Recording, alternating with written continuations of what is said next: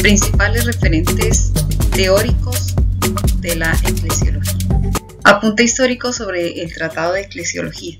Aquí vamos a ver varias etapas fundamentales en este proceso. Obviamente la primera etapa son esas obras medievales. Todo el contexto que lleva a que la Iglesia haga una reflexión sobre este tema. La eclesiología era como parte de la conciencia. No habían tratados, ni escritos, ni encíclicas, ni libros que tratara sobre este tema específicamente eclesiológico, o qué es la Iglesia, o que definieran cómo configurarse como Iglesia. No había ninguna teología sistemática. Vamos a ver que el primer concepto de eclesiología es la unión de los obispos y fieles manifestado en la Eucaristía. Pues esa era la concepción eclesiológica, es cuando está el obispo con sus fieles. ¿Dónde? En la Eucaristía. Fuera de ese momento no se concebía que fuéramos iglesia como tal, ¿ya? O no se tenía definido como tal. Sin embargo, pues sí se tenía una conciencia clara de pronto de ser hermanos, todas sus normas y toda su ritualidad en ese entonces. Ya empezamos a vislumbrar la importancia de los sacramentos, que es otro tema que ayuda a definir este tratado de eclesiología, o que hace parte de la reflexión eclesiológica.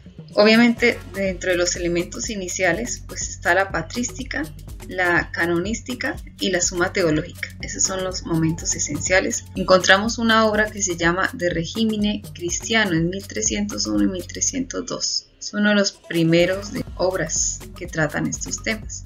Eclesiología en inicios de las ciencias canónicas.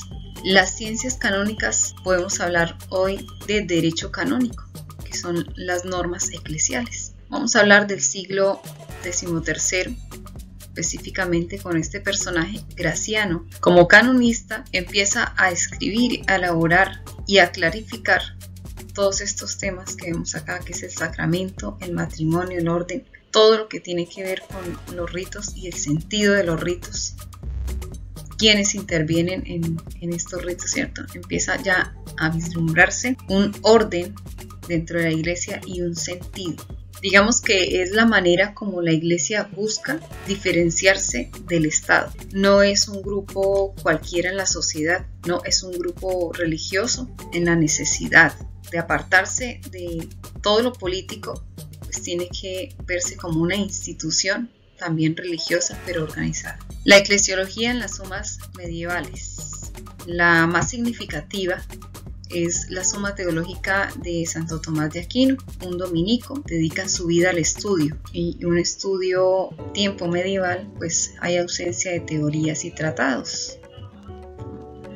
No se encontraba mucha documentación, sin embargo, pues vemos que la conciencia estaba. Entonces Santo Tomás de Aquino aporta la suma teológica y hace su reflexión sobre la Iglesia, o dando la importancia como espacio y marco vital. Es en la Iglesia donde actúa Dios y estamos llamados a ser Iglesia. Entonces toda su reflexión es implícita, más o menos algo así como que se cree a Dios en la Iglesia. El Catecismo del Concilio de Trento afirma: profesamos creer la Santa Iglesia y no en la Santa Iglesia.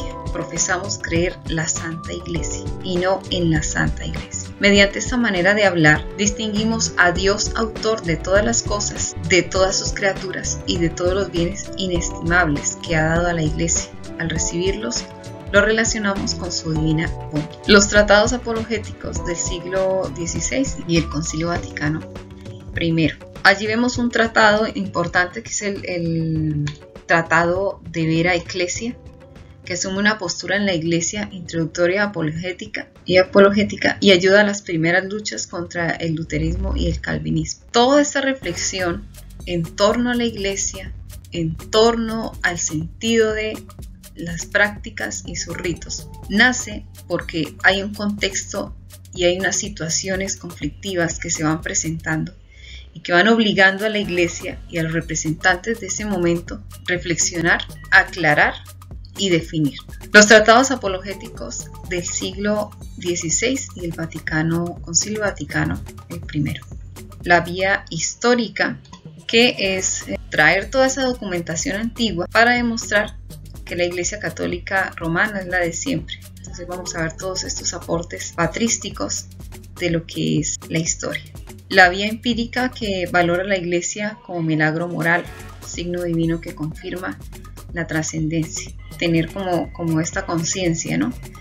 Saber que la Iglesia es un milagro moral. La perspectiva eclesiológica del Concilio Vaticano I. Vamos a ver qué tanto le dedicaron a este tema. Encontramos un documento que se llama La Pastor Aeternus. Es como una constitución dogmática. Entonces, este orienta sobre la custodia de la unidad de la Iglesia por medio de la unidad del episcopado. Y se empieza a hablar de toda la infalibilidad confiada desde Pedro. Por eso se dice que es Iglesia apostólica. Otro documento importante fue la Dei Filius. Estudió la fe y la razón. Consolidación del Tratado del Concilio Vaticano I y Concilio Vaticano II. El manual del siglo XIX con Perronet, que trata sobre Logis Theologis, incluye en su primera parte el de Ecclesia y Romano Pontífice. Criteriología teológica. Entonces vemos cómo el magisterio ya es un medio auténtico para el conocimiento teológico. Después de la Segunda Guerra Mundial, entonces, estos documentos son el fruto prácticamente de ese Concilio Vaticano II y aporten una mirada clara frente a lo que es la misión apostólica de la Iglesia. Vamos a ver entonces ya el enfoque eclesiológico del Concilio Vaticano II. Sabemos que el Concilio Vaticano II ha sido hasta ahora el que más ha influido en la vida de Iglesia. Entonces allí se define la Iglesia a sí misma como constitución dogmática en la Lumen Gentium, esencialmente en los dos primeros capítulos que habla sobre el misterio de la Iglesia y el pueblo de Dios. Otras constituciones o decretos, declaraciones que nos ayudan a esta reflexión es el Sacrosanctum Concilium Liturgia.